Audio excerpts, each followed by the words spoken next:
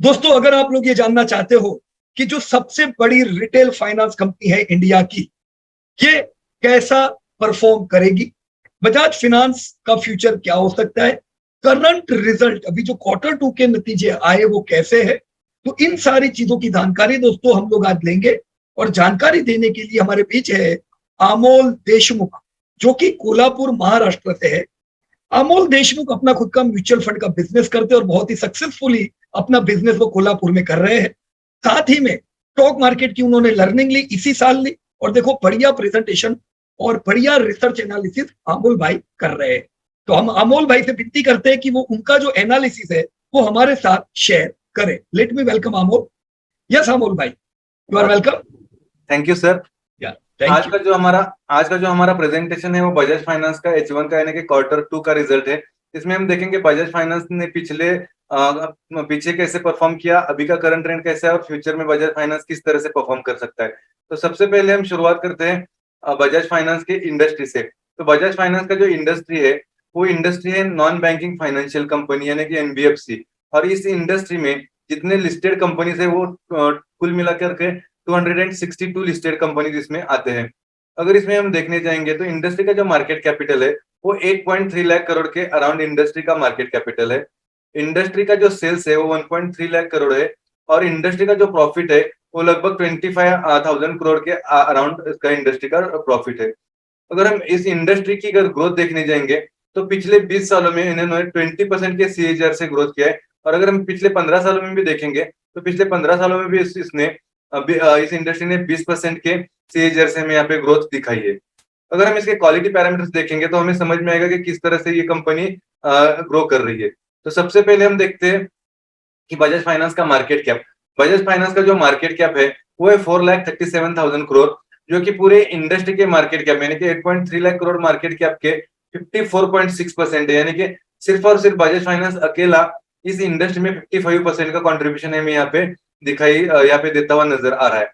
इसके बाद अगर हम बजाज फाइनेंस के सेल्स की बात करेंगे तो बजाज फाइनेंस का जो सेल्स है वो अराउंड 32,000 करोड़ का सेल्स है और पूरे इंडस्ट्री का जो सेल्स है वो अराउंड 1.25 लाख करोड़ के अराउंड है। तो उस हिसाब से अगर हम देखें तो बजाज फाइनेंस पूरे सेल्स में 25.1 यानी कि 25% का कॉन्ट्रीब्यूशन हमें यहाँ पे दे रहा है। उसके बाद हम अगर प्रॉफिट की बात करेंगे तो बजाज फाइनेंस का जो प्रॉफिट है वो 8,434 करोड़ है और पूरी इंडस्ट्री का जो प्रॉफिट हम देखेंगे तो वो लगभग 24,000 करोड़ है। तो इस हिसाब से हम देखेंगे तो बजाज फाइनेंस हमें यहाँ पे 32% का कंट्रीब्यूशन दे रहा है प्रॉफिट में भी। अगर हम एनपीए की बात करें तो 2008 से लेकर के अब तक अगर हम देखेंगे तो 7% से लेकर के 1% तक, यानी कि अभी जो क्वार्टरली रिजल्ट आया उसमें उनका जो एनपीए है वो सिर्फ और सिर्फ 1% है। तो ये हमें समझ में आता है कि किस तरह से उन्होंने अपना एनपीए कम किया और लोन की रिकवरी कितनी अच्छी तरह से उनकी हो रही है। अब हम इसके बाद कंपनी का एनालिसिस देखने जाएंगे।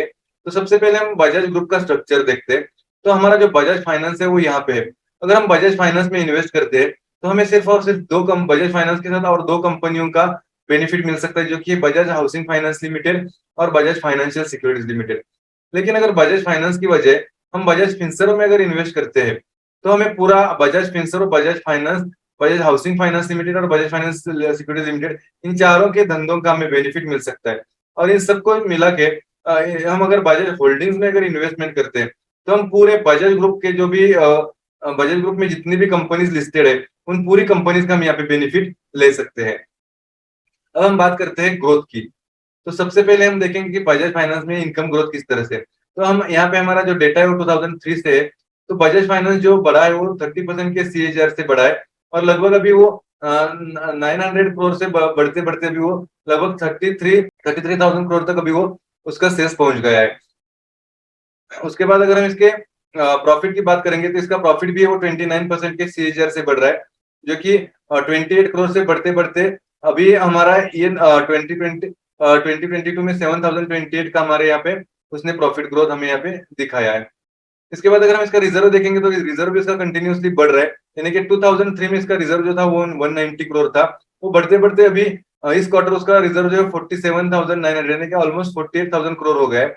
तो इसमें रिजर्व भी बढ़ रहा है, हमको बुक वैल्यू भी अच्छा मिल रहा है और साथ ही साथ अपना ये हमें डिविडेंड्स भी हमें यहाँ पे दे रहा है।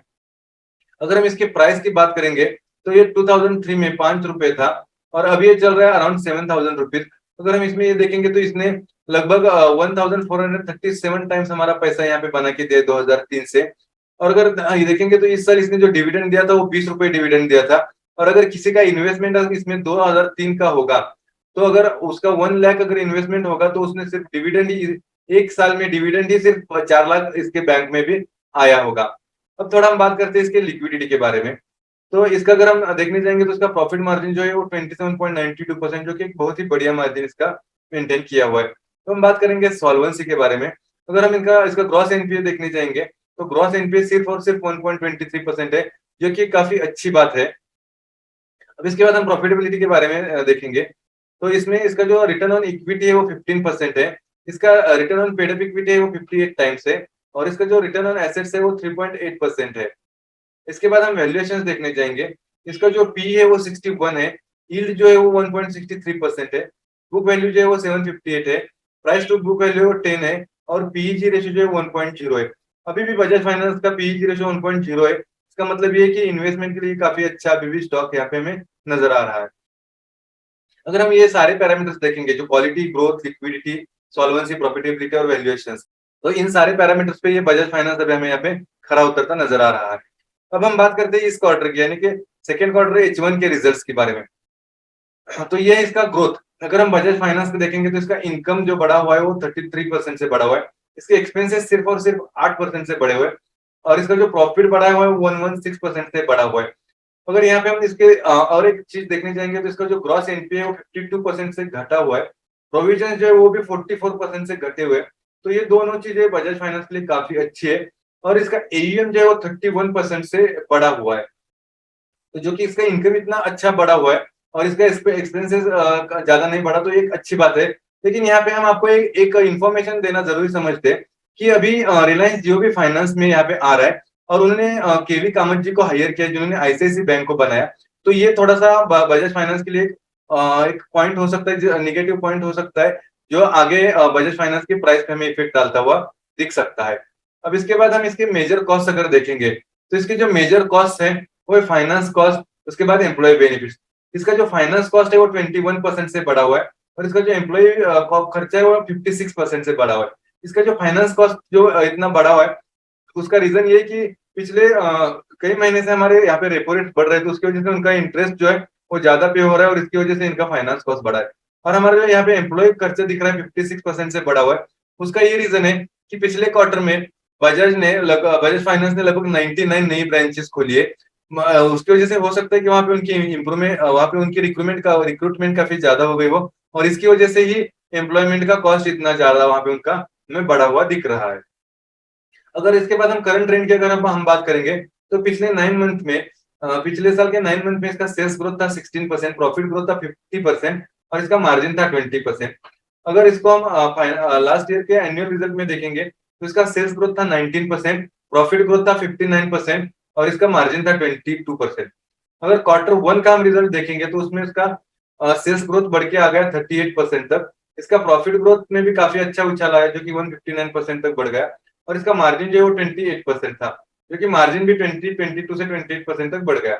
उसके बाद अगर हम इस क्वार्टर की बात करें तो जो सेल्स ग्रोथ है वो 33% है, प्रॉफिट ग्रोथ है वो 116% है और इसका जो मार्जिन है वो 28% है। अगर हम यहाँ पे देखेंगे तो पिछले क्वार्टर जो इसने जो 38% का सेल्स में ग्रोथ दिखाया था, प्रॉफिट में 159% का ग्रोथ दिखाया था, तो यहीं पे हम इसको एक बीओटी भी बोल सकते हैं, जैसे कि बैंड ऑफ ट्रेंड, यानी कि यही से हम इसमें एक उछाल आना शुरू हो गया।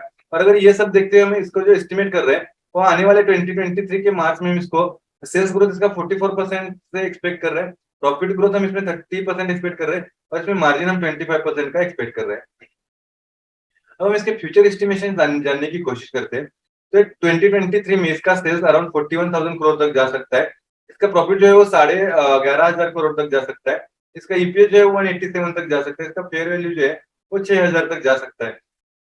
अगर हम थोड़ा आगे जाके 2025 को देखने की कोशिश करेंगे तो तब तक इसका जो सेल्स है वो तकरीबन 60,000 करोड़ तक जा सकता है। इसका जो प्रॉफिट है 16,500 करोड़ तक जा सकता है। इसका ईपीएस 270 हो सकता है और इसका जो फेयर वैल्यू है 8,500 के अराउंड जा सकता है। इसके बाद अगर हम 2030 को अगर कंसीडर करेंगे तो लगभग इसका सेल्स जो है वो 1.5 लाख करोड़ तक जा सकता है। इसका जो प्रॉफिट है वो 41 करोड़ तक जा सकता है।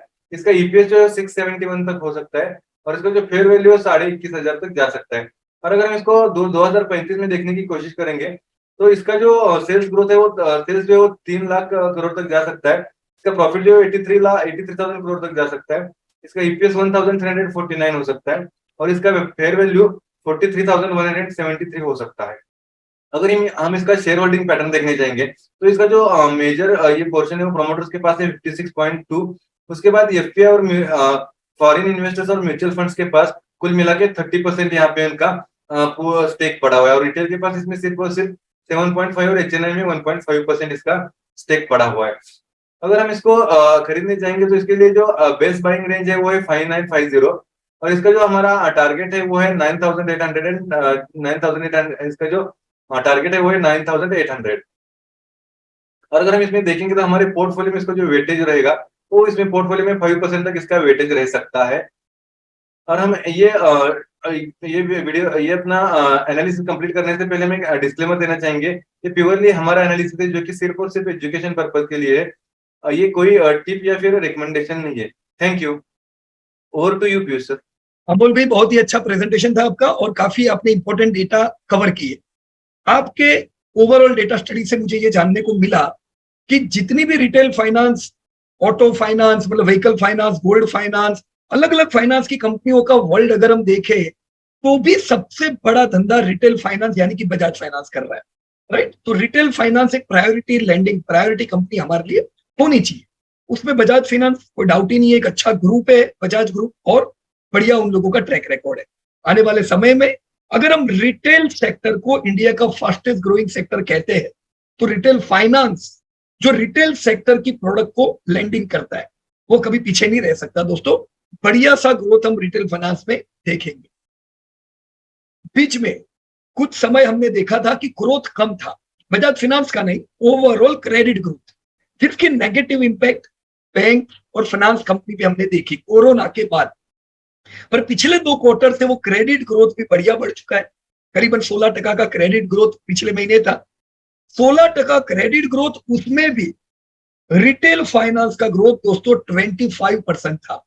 उसी की इफेक्ट आप रिटेल फाइनेंस यानी बजाज फाइनेंस के रिजल्ट में दोस्तों देख रहे हो, राइट। तो अब जब क्रेडिट ग्रोथ 9 क्वार्टर के म्यूटेड समय के बाद जब आया है तो आने वाला कुछ समय हम उम्मीद करेंगे बढ़िया ग्रोथ रहना चाहिए। डेफिनेटली एक अच्छी कंपनी बनती है लॉन्ग टर्म वेल्थ के लिए हमारी बजाज फाइनेंस। अभी ये डेफिनेटली ये कम डिविडेंड देती है। ये कम डिविडेंड क्यों देती है? एक्सपांशन मोड पे है। पर आप अभी बजाज की दूसरी कंपनियां देखो, जैसे बजाज ऑटो, शुरुआत में वो भी कम डिविडेंड देते थे, आज वो मैच्योर हो चुकी है। आप देख रहे हो 50 to 80% डिविडेंड आ रहा है।